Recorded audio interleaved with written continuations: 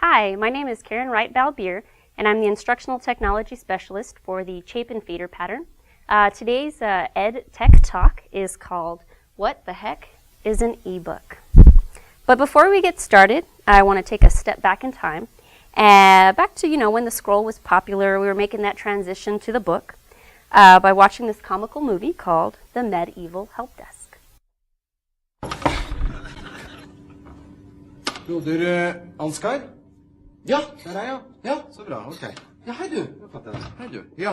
Ja, hva gjelder det? Ja, det er denne her. Ja, vil du sitte? Takk. Ja. Jaha. Ja, så jeg har ikke fått gjort noen ting hele formiddag, ja. Okay, nei, jeg beklager at det tar tid, altså. Skjønner vi holder på å legge om til et helt nytt system, og da skal alle ha hjelp på en gang. Ja. Så du kommer ikke inn i den, eller? Nei, den bare ligger der. Ok, har du forsøkt å åpne den? Ja, åpne den, altså hvis det hadde vært så enkelt, så hadde jeg jo ikke tilkalt helpdesk, hadde jeg vel? Nei, det er sant. Nei. Vil du ha en kopp varmt vann? Nei, det skal være fort gjort, det skal vi se. Du bare gjør der. Sånn. Ja, da er du i gang. Ja, altså så langt kom jeg også. Ok. Men så stoppet det opp, og så var jeg redd for at noe av teksten skulle forsvinne, så jeg turte ikke å gå videre. Åja, ok. Nei, men du skjønner at inni her, så ligger det kanskje flere hundre sider med lagret tekst. Så for å komme videre, så tar du tak i et ark på den måten her, og så liksom blar du over på neste side sånn. Da fortsetter teksten der. Jeg blar, altså? Du blar, ja. Men når jeg skal tilbake, da? Ja, da bare blar du tilbake igjen. Tar tak der, og så sånn. Der, så er du tilbake til den teksten du hadde sa. Ikke noe ok, så den slutter der, og så fortsetter den der, ja. Ok, men når jeg skal avslutte for dagen, hva gjør jeg da? Da bare slår du sammen permene. Ja? På den måten der. Sånn. Da er den lukket her, ligger alt lagret inni der. Jeg risikerer ikke å miste noe av teksten her nå, altså. Nei, alt ligger lagret inni her nå. Da må du i tilfelle sette fyr på hele greia. Det er kanskje lite sannsynlig. Så. Ja, ok. Nei, men for det er noe med det at liksom, når du har holdt på med skriftruller, så tar det litt grann tid å konvertere til å bla i en bøk. Ja. Det er av og til litt. Det er greit? Ja, men du, en til før det går. Jeg må bare gå gjennom en gang til. Altså, jeg åpner sånn, og så, hva du kalte det? Blar. Jeg blar. Ja, blar videre. Blar frem og tilbake. Ja, teksten ligger der hele tiden. Ja, og når jeg er ferdig, så bare lukker jeg den. Flott. Hitte. Kjempefint. Ja, flott det. Nei, men du, vent, ikke sant? Nå er den sånn igjen, nå får jeg ikke åpnet den. Nå får jeg ikke åpnet den. Ja, du er fra feil side. Du må åpne fra andre siden. Så det er ikke likegyldig det, altså? Du må åpne fra den siden der. Sånn. Der. Der er den åpen. Ja vel. Har du lest manualen, eller? Manualen? Jeg skal følge med som manualen som brukerveiledning. Det er sikkert den der. Der, vet du. Åja, den ja. Står alt sammen. Ja, men ikke sant, der har du samme problemet. Får den ikke opp. Åpnet den. Ok, det skulle vi kanskje ha tenkt på. That movie just seemed to make a lot of sense to me because right now some people are making that transition between the book and the e-book. And of course, if you have an e-reader like the iPad, the manual is online. It doesn't actually come with the iPad. But as we're making that transition, I just want to assure you that there are lots of really wonderful things that you can do with ebooks, and I want to share those with you today. One thing is very true about technology. We know that it's evolving and changing every day. And of course, when someone used to say, hey, I'm reading a book, no one ever thought, are they reading an audiobook? Are they reading an ebook? They just thought, oh, well, they're reading a paper book. And of course, when reading, right, we had to use our imagination to see the pictures, to hear the voices, to know where the story was taking place. And now with ebooks, there are some interesting things that can really make a book become more alive. So here they are, a real book and an ebook side by side. And some people say, well, hey, what's the big deal? It's just a book on a very expensive device. And that there are so many things that you can't do. So just in my earlier days, I just want to share a story with you. When I was a child, my mother couldn't or didn't know how to read in English. She was just learning English. So that wasn't a common thing for us to listen to a bedtime story because there really wasn't anyone to read to us. I got to listen to a couple Korean songs and really enjoyed that. So when thinking about that, there are children here in our district that don't have someone to read to them at night. Maybe their parents are working late, and there's just some reason. So when watching this presentation, I want you to think about what if a child didn't have someone to read to them? And what if that child grew up and never enjoyed reading? And that actually was me. I never really enjoyed reading. But I think with ebooks and audiobooks, it's really becoming something that I'm getting very glued to. So here we have a few e-readers. We've heard the hype, right? The Kindle, the iPad. And at the very basic, an ebook is just an electronic book. Is it just a substitution for a book? No. I believe they are so much more. They actually transform a book. And here is actually an e-reader for a child. So that market's actually going for all ages. So I'm going to share some examples with you, some of my favorites. This first one is in the iBook store, and it's called Axel. And the thing that I love about this book is that a child can hear the story and read the story. So if I don't have someone to read to me at night, not a big deal. I can hit the speaker button and listen to the story. Axel races a mountain goat. Vroom, vroom, varoom. Go, go, go. Axel speeds around a bend. And what's even nicer is that there are sound effects. I know that in the classroom there were times when I was very tired and maybe I didn't put those sound effects in for my students. So here, of course, that sound effect is already in there and it's really exciting. So the book comes to life.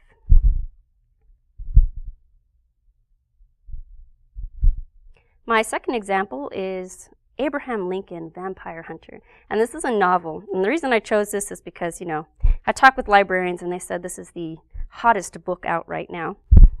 The thing that I like about this, of course, is that I can choose a chapter. So I'm just going to select a button here and I can go straight to my story. Right here, chapter 1. It was very easy. I didn't have to fumble around. I have the option, if I can't see the words, they're too small, to make those words larger. I even have the option of changing the font. And teenagers like to personalize things. And even the theme. So if I'm reading in the middle of the night, it's not a big deal. I can change that theme to a night theme. Or sepia, so it's lighter on my eyes. Of course, those are just some minor changes, right? That doesn't really make a book better, right? What does for me is that if I'm a high school student or a middle school student and I don't know how to pronounce a word, we always encourage them, raise your hand and ask, or look it up and sound it out. But here, I've highlighted the word and I can press speak and it'll pronounce the word for me. But it does much more than just pronouncing words. I can actually define the word. So now I don't have to raise my hand and say, hey miss, hey mister, what does this word mean? I can find out on my own very easily and just in a snap. Of course, another advantage is that you can highlight text in just a novel here. So you can still mark it up just like a regular book.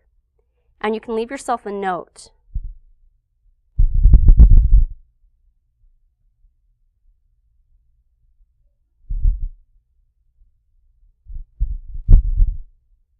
And there it is, a nice little sticky on the side, so I know I left myself a note.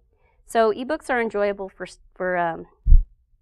your younger students as well as your middle and high school students. So ebooks last year accounted for 20.2% of all books sold in the United States, and that's actually up from 7.3% in 2010. Now the next example I want to show you is one of my favorite books. It's a DK natural history book. And I found this one in the iBooks library, or in the iBook store. And since my background is in science, this was kind of one of those books I had to buy, and I was very amazed by it. I was sitting up late with my daughter, who's 5 years old, and we were looking at information on insects, and we were talking about the life cycle of the butterfly. And it took me back to when I was a child, and I was learning about the life cycles. And one thing that my books never included were audio and video. And so as we were talking about the life cycle, she didn't really understand what was going on. But there was a video, and it shared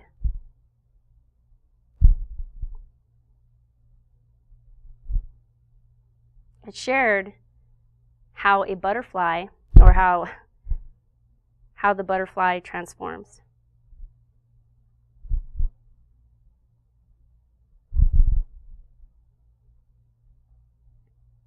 Of course, when I was in the classroom, I had my nice little butterfly net, and I had my caterpillars. And you know when the caterpillars, or when the cocoons, when the butterflies came out, it was over the weekend when nobody was there to view it. So this was really nice. I didn't miss out. And again, my 5-year-old was able to really grasp that concept of the life cycle. This book has something else that made it quite interesting to me. And that is, again, as we were going through this book and we were learning about the jungle nymph, it's quite an interesting creature. I wanted to zoom in and see more. This eBook, I was able to zoom, but once I let go, it popped right back into place. But I was able to take a closer look by clicking on the pictures, and they would zoom in. And this made me feel like I had a microscope right in front of me. We were able to look very closely at the compound eye, at the mouth parts, at the foot, at the segments. And again, I don't remember having that luxury when looking at a book when I was growing up. Now, that book, the DK book, reminds me a lot about the textbooks. We have textbooks available now, and it's just kind of amazing because I have, again, a sister who's in college, and she was able to purchase 2 out of 8 of her books as an ebook, and she was able to save about $30 to $40 for each of those books. I can only imagine if all 10 were available as ebooks and she was able to save all of that money, it would have pretty much paid for her device. And more than that, she wouldn't have had to carry around such a large backpack. She would have been able to take pictures if she had the iPad and document things in lab. So just very amazing that now textbooks are going this way as well. Okay, now we get to my favorite part about ebooks. Or the next ebook I want to share with you is called Jib Jab Jr. It's a free app that I actually found in the App Store. And of course, what I love most about ebooks now is that they're becoming more personal, or you can personalize them. I know that on the internet I can find several places where I can personalize a book. It might take me 2 weeks to receive that book, and I'm going to have to spend a lot of money. But this app was actually free. And so I get the first book for free, and I can put anybody's face inside of it. So just think about this if you're a child and you don't enjoy reading. But now you get to be the main character in a story. So I want to share with you the biggest pizza ever. And we can create a character, a boy or a girl. There we go. And I'm going to access my iPhoto library. And we'll go ahead and use my cute little guy here.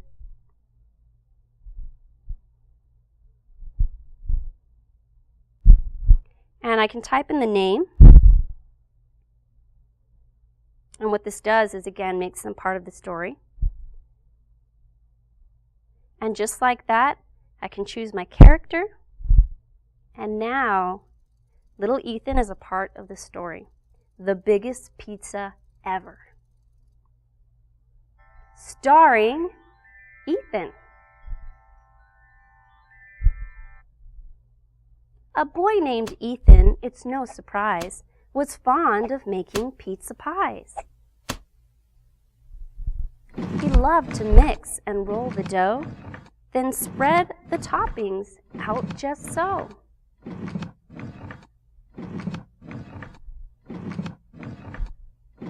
So again, just keep in mind, if a child can again become part of that book, they're suddenly more interested. So I want to show you an example. And this is a personal story. my little Ethan. In this shot, he was 18 months old, and I'd never heard him say his name. And on this special night, we were reading a Jib Jab story, The Biggest Pizza Ever, the same one I shared with you. And Ethan was the star of the book. And so this is the first time that he said his name. Who's that?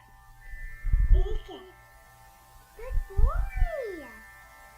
Ethan.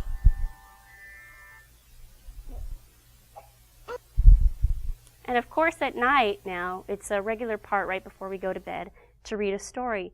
And Kaylee is my daughter. She's 5 years old. In this shot, she was 4. She would love to memorize books and then read them to her brother. So here's a shot of her reading to her brother. Mom is the biggest pizza ever.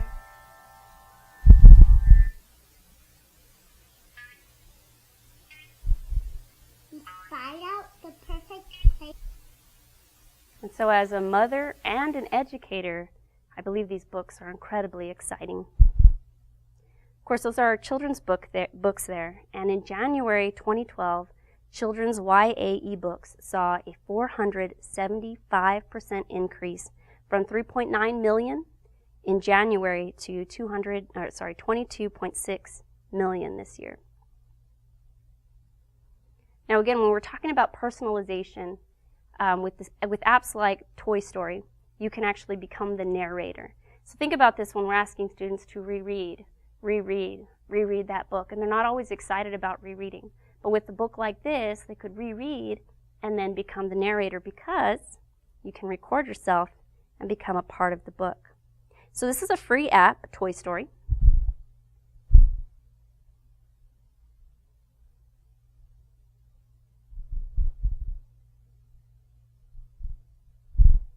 And of course, like most ebooks, it's going to read to you.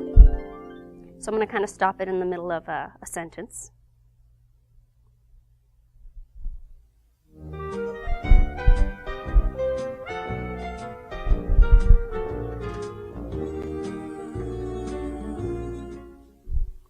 Andy was a young boy with a big imagination. He loved playing with all his toys, but his favorite was a cowboy dog. Now it's going to record me in 3, 2, 1. Andy was a young boy with a big imagination. He loved playing with all his toys, but his favorite was a cowboy doll named Sheriff Woody.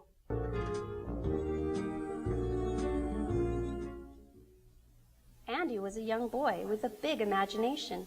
He loved. So you can see with books like that, again, there's a personal connection, and students are really enjoying that book because now they're a part of it. And with books like this, again, you can now have a child in charge of learning that story so that they can become the narrator for another student in the classroom. They could listen to that story, or maybe we can have a class story, and each person could be in charge of reading one page and share that with their parents when they come to visit for parent-teacher conference or just to celebrate what they're doing.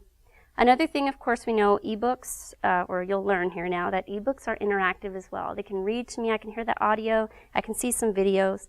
And so there are some really nice Dr. Seuss books like Oh, the Places You'll Go. Oh, the And with a book like Places You'll this, I Go can choose by whether I Dr. want the Seuss. story to read to me, if I want to read it myself, or if I want it to autoplay for me. So if I decide I want to go ahead and have it read to me,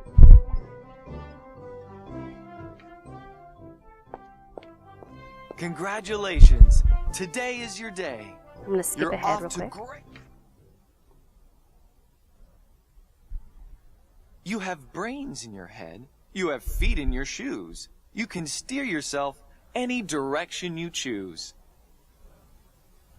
Now with this, of course, I can hear the story, but if I'm a child and I don't know what those pink things are, I can now explore this book Tree, and learn tree, grass, a little bit about what Dr. Seuss was thinking. head, tree, tree. And I just love that students can explore on their own.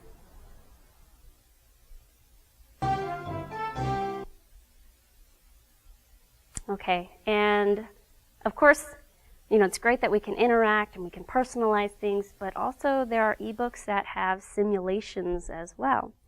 And there's a book called Our Choice, and it's actually an app. And in chapter 4, Harvesting the Wind, you're learning a little bit about harvesting the wind, and maybe if you don't quite get it, there is a really awesome simulation here. So here I'm on this page, a little bit about the wind and how things are working, how a windmill is charging up a battery so that it could light up a house. And so I touch on that simulation, and it tells me to go ahead and blow into the microphone.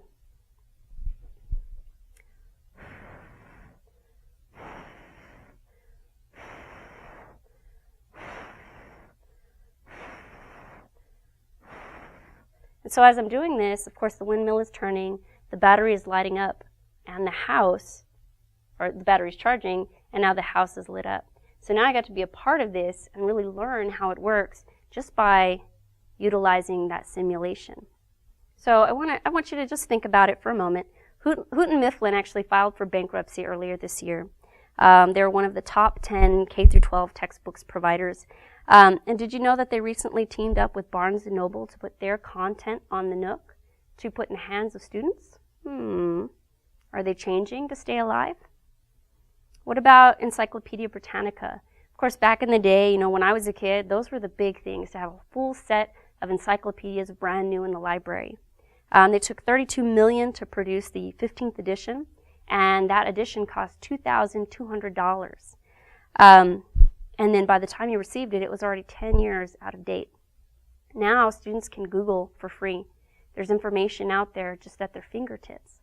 So, of course, I've actually found that Encyclopedia has these wonderful ebook apps that I can purchase for only $1.99.